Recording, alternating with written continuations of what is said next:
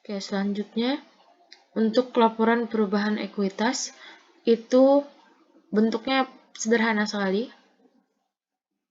Kalau untuk kerjakan ya, kalau untuk versi asli cukup panjang. Ini yang pertama ada retained earning beginning atau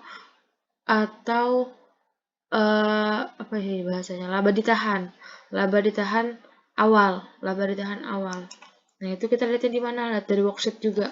Lihat di worksheet laba ditahan atau retained earning. Retained earning di sini ada nominalnya 318 juta. Bagian angka 3 ya. 318 juta 950 ribu. Masukin nominalnya yang 318 juta 950. Nah, kemudian di sini ada net profit. Nah, jadi yang namanya modal itu bertambah kalau misalnya kita punya keuntungan. Nah, tadi kan kita untung tuh. Modal itu bakal bertambah kalau kita ada punya keuntungan. Nah, keuntungan yang kita dapat tadi kan cukup besar, 4 miliar. Setelah mana tadi? Setelah pajak, laba bersih sebelum pajak. Laba bersih setelah pajak. Itu keuntungannya tadi 4 miliar kan, berdasarkan di sini, berdasarkan di net profit after tax itu tadi 4 miliar 476 juta. Nah, sehingga nanti modal kita bakalan bertambah sekitar segitu. Masukin dulu net profitnya.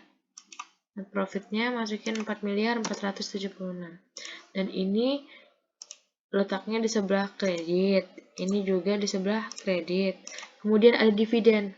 Dividen, kenapa Bu? Kenapa harus diperhitungkan dividen? Nah, karena dividen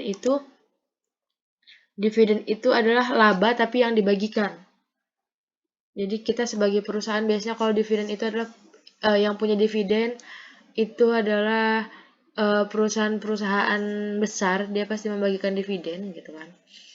Nah, dividen ini dia mengurangi keuntungan kita. Maksudnya gini, saya untung misalnya 50 juta. Tapi yang punya perusahaan ini bukan cuma saya sendiri.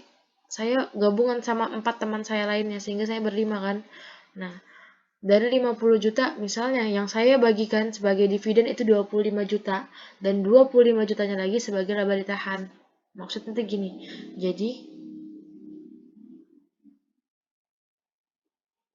Jadi net profitnya 50 juta, dividennya 25 juta. Sehingga yang bisa sebagai penambahan modal perusahaan saya adalah si 25 juta doang.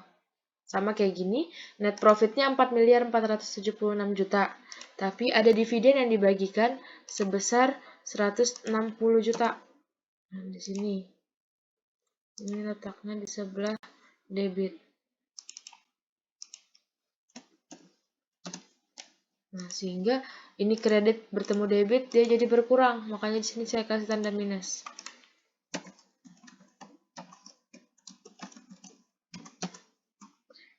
Dan ini namanya adalah penambahan, kalau kita pakai bahasa Indonesianya adalah penambahan modal.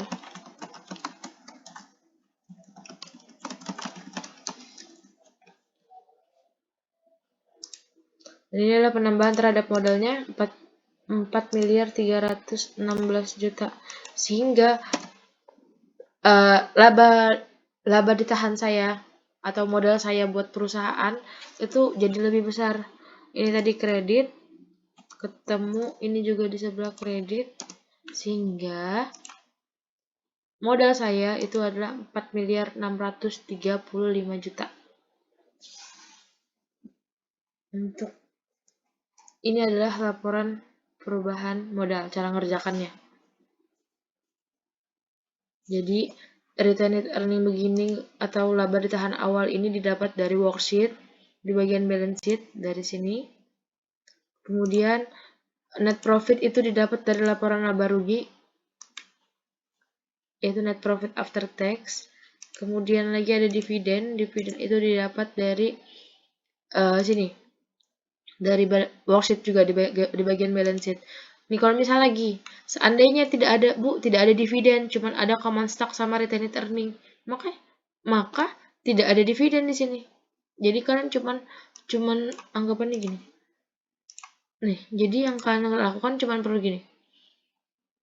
Net profit dan net profit, sehingga dari retained earning beginning ditambah net profit itu sudah segitu sih dapat hasilnya. Tapi karena ini ada dividen, ya udah dimasukin dividennya, dan dividennya letaknya di sebelah debit gitu.